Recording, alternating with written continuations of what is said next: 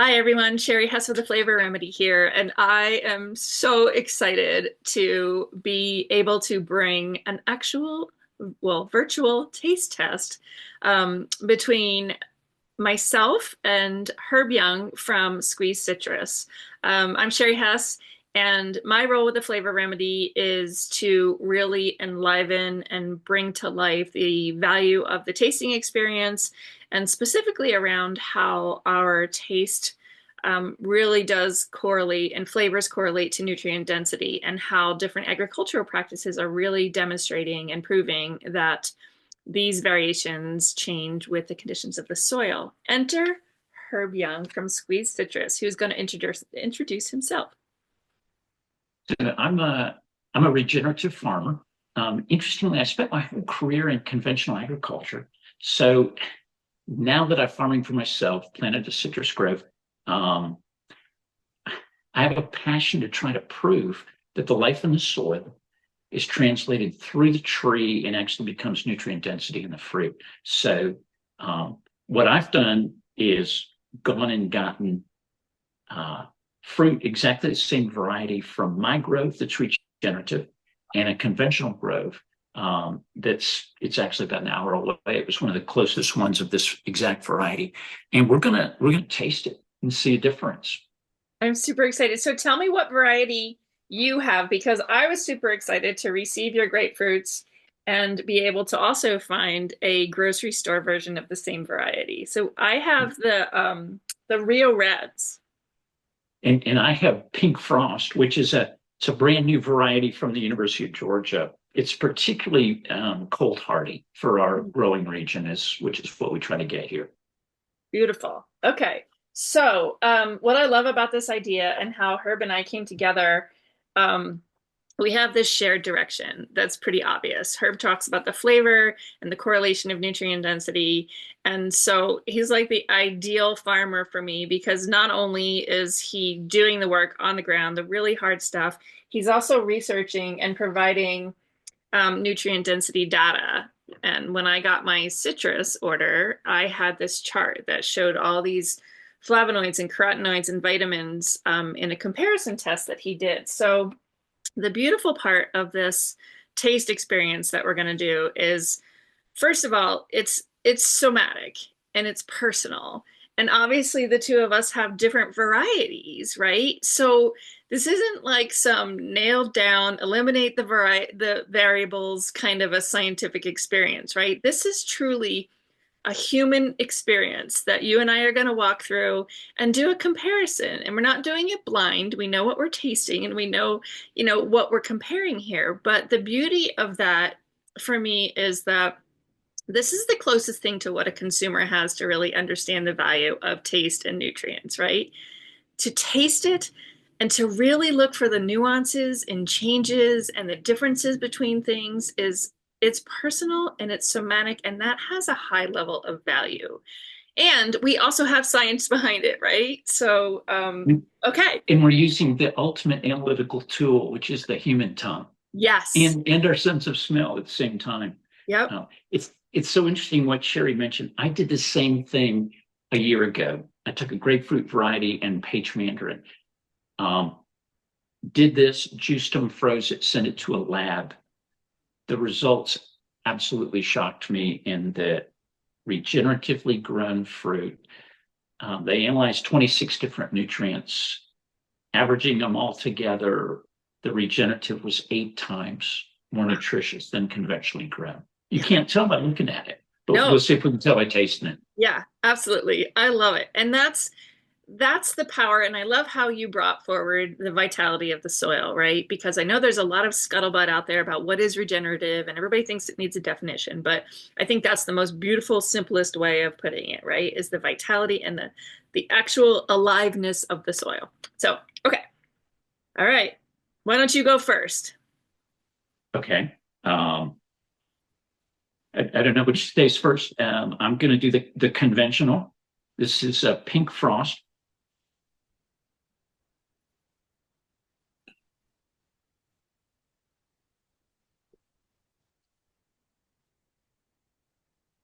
Really nice grapefruity taste.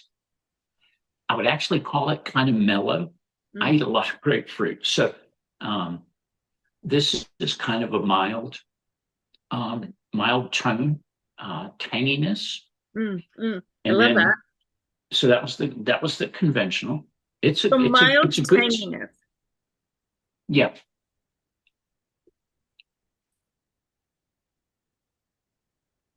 Wow. Um, a bigger taste. It's more vibrant. I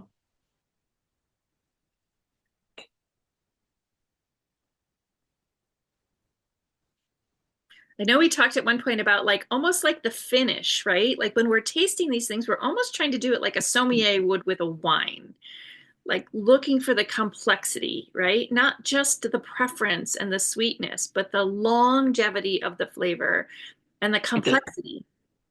That's exactly it. It's it's how long does it last in your mouth? Mhm. The regenerative literally goes quickly up through your head. It's hard to describe that, which is probably some aromatics. And then if I go back to the conventional,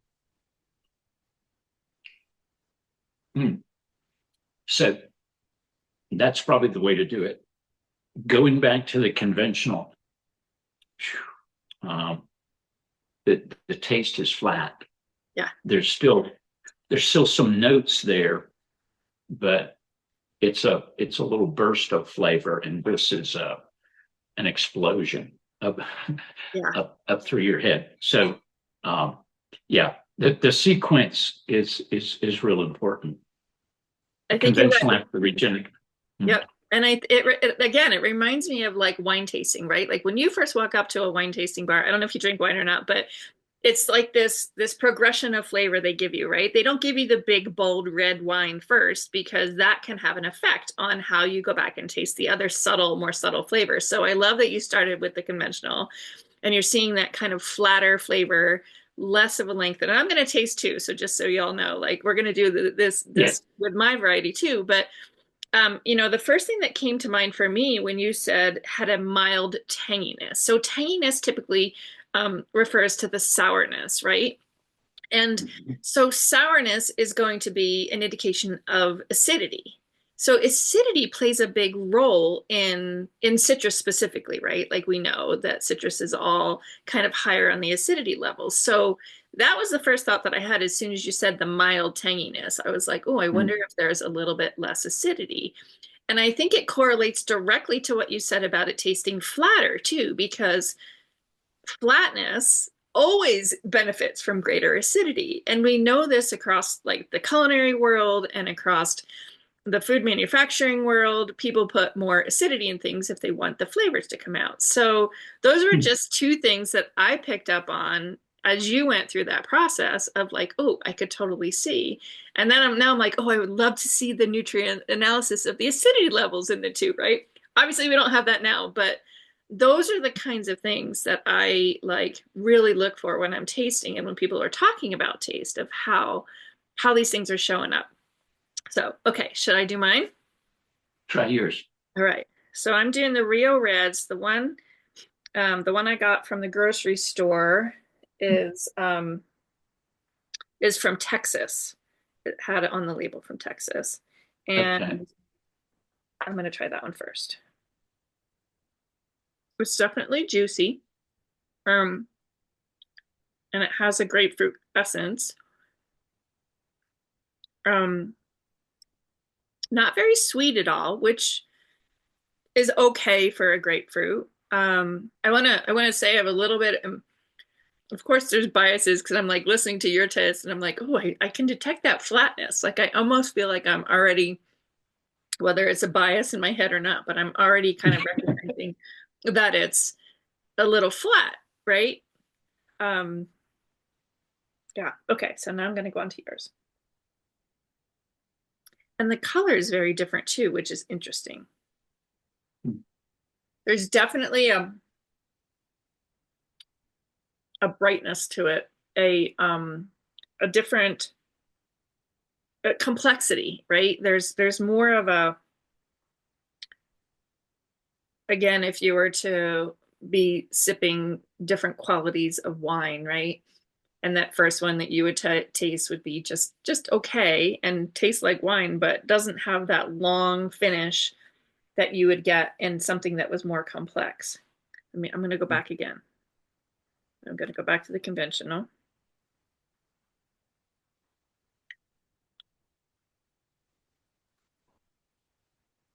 See if you have the same experience. The conventional just fell flat after I tasted the You went regenerative back. and Yeah. Yeah. stimulated all my taste buds. Yep. I could totally see that. Com- Completely different second time around. That was fascinating to me. Tasted pretty good the first time, but then after a regenerative with complex, a lot more flavors. When I did the analysis a year ago on this variety, same thing. There were four, they evaluated 9 flavonoids. Citrus has 90 flavonoids. They evaluated 9 at the lab, Eurofin's lab. I sent it to the USDA certified lab. The conventional was completely missing for the flavonoids. They were absent. Wow. And so the 5 that we compared, the regenerative had a lot more. So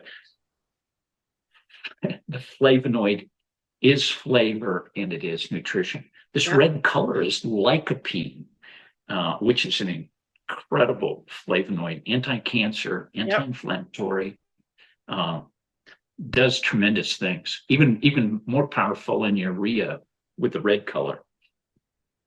I one of the things that really struck me when I first got my grapefruit order, because we taste everything, right? If it's edible, when we're doing a taste analysis, we don't just taste the fruit. Like we taste the pith, we taste the rind, which I'm not comfortable doing in a conventional grocery store. So I will not be doing that. I will not be doing that taste test here.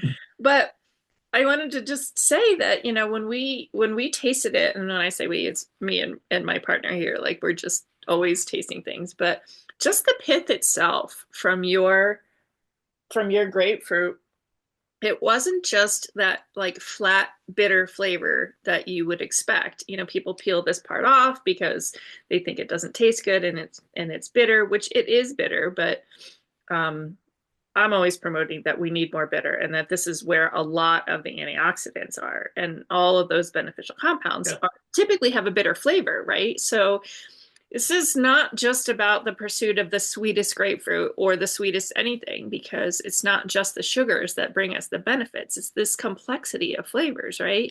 So what I loved about tasting the pith of your fruit is that it didn't just taste bitter. Like it tasted like grapefruit. Like it had Hmm. that all of the different essences that made you think I'm eating a grapefruit instead of just like this bitter white thing that I want to take off of the outside of the fruit.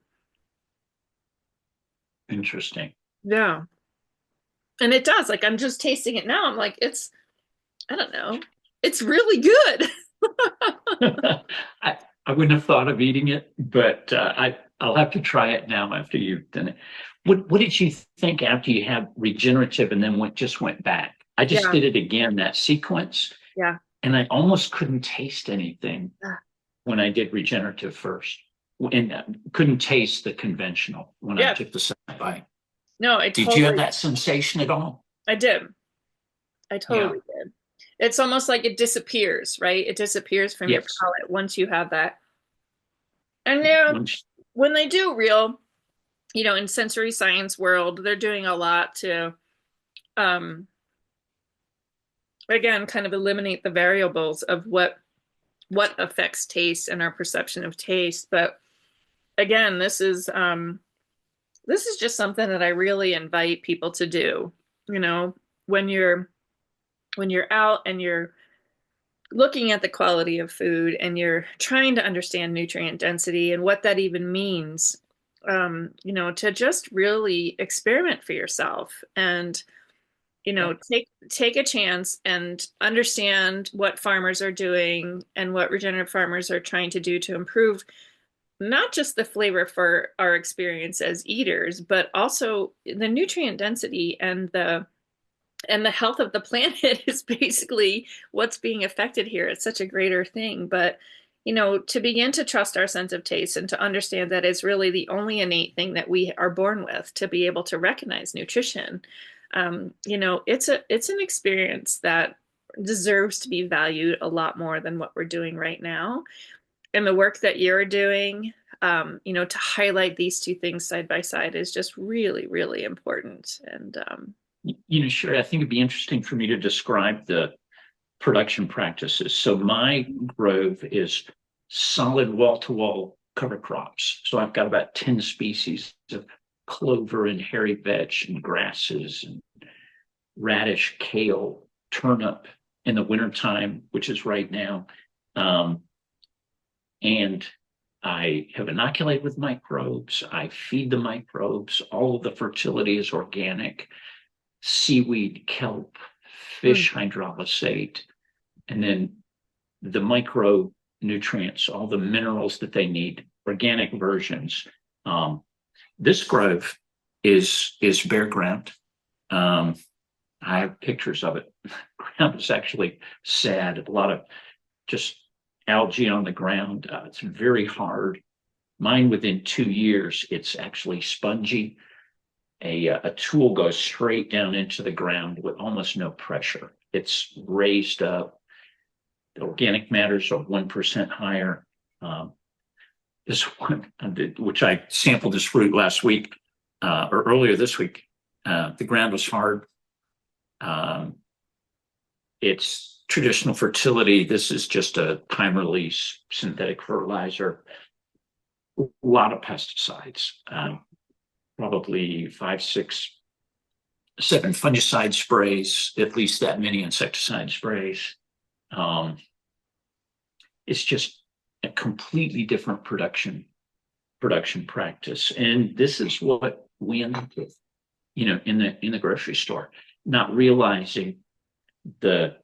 I mean, we're sensing the flavor difference, but I'm sending these two again for analysis to another lab this year, and I'm going to get 2 more varieties, non-grapefruit, and send them off also to really try to quantify once and for all this different. And I'm going to different groves every time. Went to 2 groves last year, a different one this year. I'll go to 2 more once I get to next season. Um, Trying to show that this practice, that the bare ground completely, all the pesticides put on the bare ground, the herbicides, tillage, all those things kill all the microbes in the soil. And it's the microbes that bring a enzymatic impact to the tree, hormones, all the minerals that the tree is seeking. There's actually a relationship between them. And the tree is incredibly vibrant. I lost one of my varieties to freeze last winter, and I almost, about 100 trees, almost went and pulled them up. And I thought, well, I'll just prune them back with loppers real heavily. The trees came back. wow.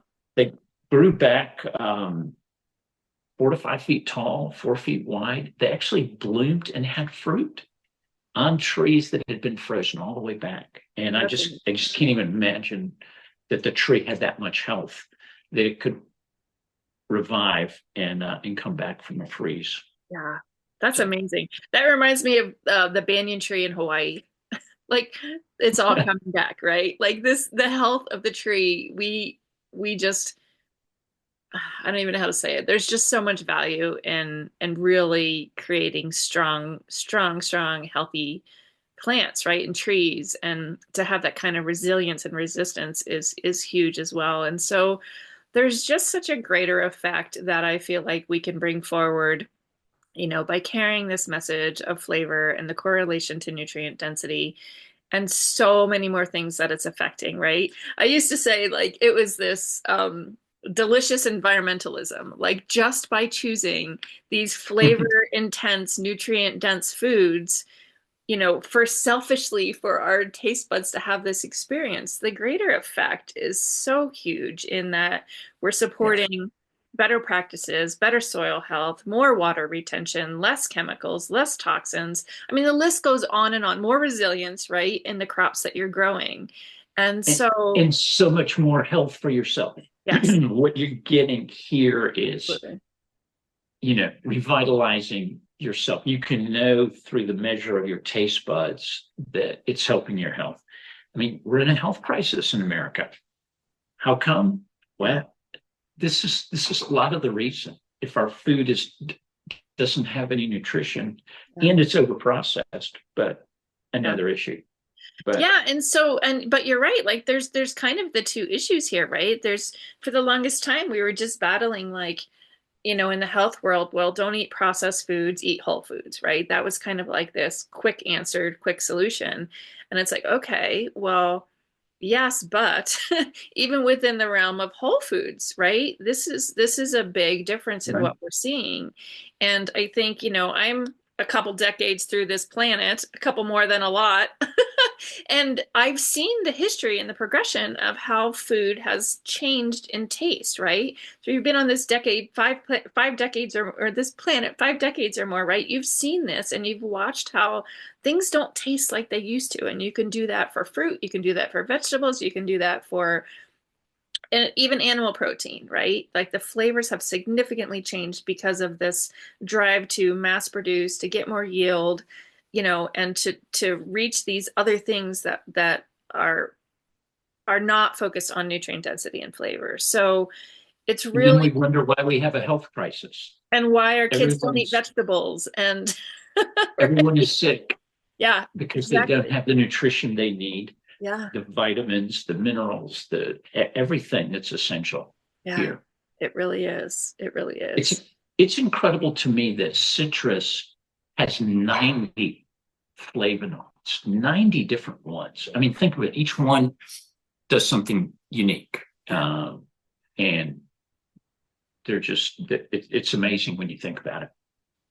Do you know if there's any direct correlation um, between the effects that these pesticides are having on like the ability of the plant to uptake and create these more nutrient dense foods? Like, can you speak to that a little bit?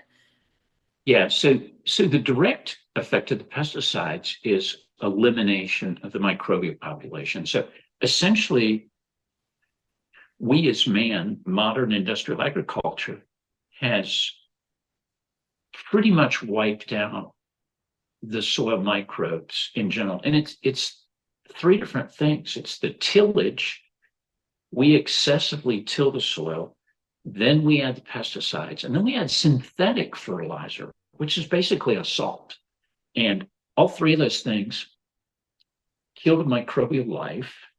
And um, what we do in industrial agriculture, conventional, is we only feed it the minerals that we think it needs by tradition. And the only goal really that we've been taught, that I was taught my whole career in my degrees in agriculture, is we want to get a big plant and we want to get yield.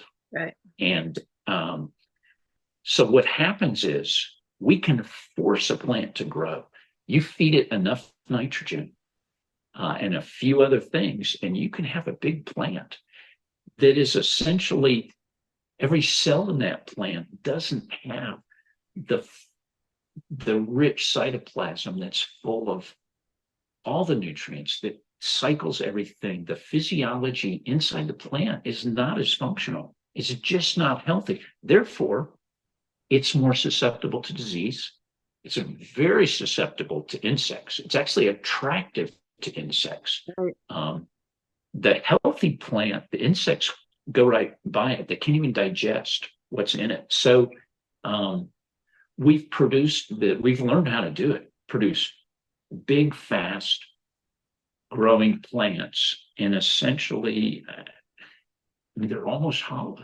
Yeah. You know, the Like the what's flavor. in there. Yeah. Yeah. What's in them. And I mean, we're getting a taste of that. We get a little bit of that in the flavor. Yeah. And then to document that it is the nutrition. So it's, living soil, and essentially a dead soil. Yeah, If I interjected some pictures of this, the ground that these trees grew in, it's terribly sad. It's it's just I fascinating. couldn't believe it when I got there. To it's a good friend of mine, but to think his production practices compared to mine, Yeah. I love that you're friends. How cool is that? yeah, it's that's part of the story. It's so hard to convince Right. conventional growers to make these change. One reason is they're growing more fruit. His trees grew faster Of than course. mine. Of course. His yield is higher than mine. And so this is a dense, healthy plant, and this is, a big hole. And so the grower is rewarded for the number of fruit he can grow. Yep. It Yep. doesn't It matter what comes it from, tastes like or how it looks. which makes it even more important for consumers to create this awareness, right? Like Yeah, consumers need to drive this change. And it's not an easy thing to convince people of either because they like the price of their grapefruits that they're getting that are big and juicy but not flavorful but they're not even really aware that they're not flavorful until they taste it or compare it like we just did to see that there is a huge difference. And there's also this missing element that people are even valuing taste as being informative, right? That's my job to elevate the idea that taste is informative and that this really matters. This complexity of flavor is really bringing us a complexity of nutrients and elevating our health through these things, right? There's just one more little thing that I wanted to bring into the nuance of talking about the microbiome and the soil the microbes in the soil. I'm going through my nutrition certification and we're diving into the microbiome of the body, right? And it talks a lot. I'm learning a lot about how, I mean, microbiome research is all over the place now, right? You can find lots of people that have a lot more knowledge on it than I do, but there's a really interesting thing that happens in our bodies with the microbes in that those microbes are helping us to digest foods that our cellular functions don't digest alone, right? So it's almost like yeah, that same correlation in what it's doing in the soil, where it's bringing more nutrients into the plant, making the plant healthier and stronger. I believe our microbiome does that same thing. And when sure. we're inundating our bodies with, these forms of quote unquote safe toxins that are on our food, right, that we're consuming, it's affecting our microbiome and having that same lack of ability to uptake nutrients. I mean, this is a complete, just correlation that I'm observing, but I think it's a really powerful one. And Think about also about weight. So if we're all eating this low health, non-dense foods, well, we're hungrier, so yeah, we eat totally, more. And totally. I've heard some amazing stories. One is great that a guy that drove 60 miles to buy nutrient dense oranges from a friend of mine um, ate one for breakfast every day. When he ran out, instead of driving back, he went to the store and instead of one, it didn't even fill him up. So he ate two every morning. And before he got to lunch, he was starving. When he ate the nutrient dense fruit, he wasn't even hungry at lunchtime. I mean, it's the complete difference. If you're not getting any nutrition, you just eat more. Then we get a bunch of calories, and then Yeah. we're all obese. And I have It's such, absolutely everything correlates with what we're eating. Yeah, and our that, health. Yeah. yeah. Sorry, I'm sorry I cut you off. I'm just so excited. It completely correlates and it relates back to what I talked about earlier about the bitter flavors because our bitter taste receptors literally help to trigger the hormones in our body that create satiation. And there's Hmm. even a little correlation to, there's this big trend right now with um,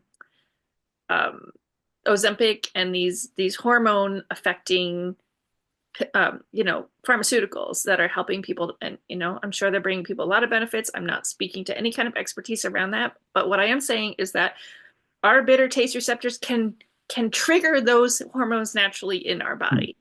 And that's Hmm. part of what creates that satiation feeling that you're talking about. And it's because we're getting those levels of nutrients.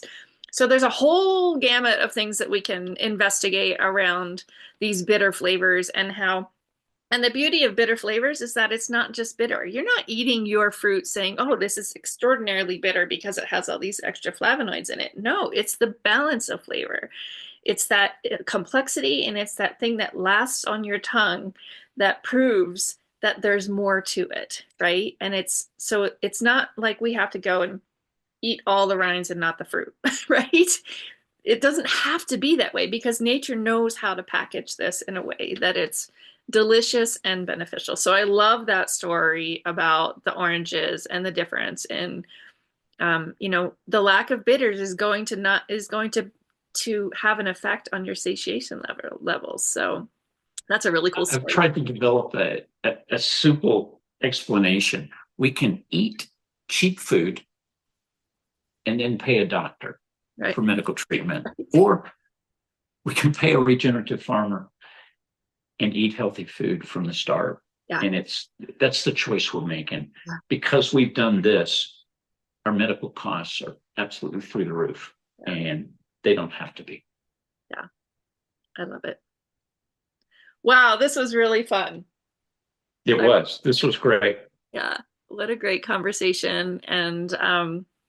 And like I said, I just encourage anybody who's watching, listening, do this for yourself. Find a regenerative farmer, do the best you can to compare side by side, and just let your taste buds and it's a whole taste experience. I always say taste, but you and I both know this is not just taste. This is aromatics, right? This is aromatics. That's what create flavor, is the smells, the things that really experience. You're getting all five of your senses at once when you eat, and it's really a very valid moment in your life to really be paying attention and seeing the difference. Absolutely. People ask me all the time, how do I find the best food?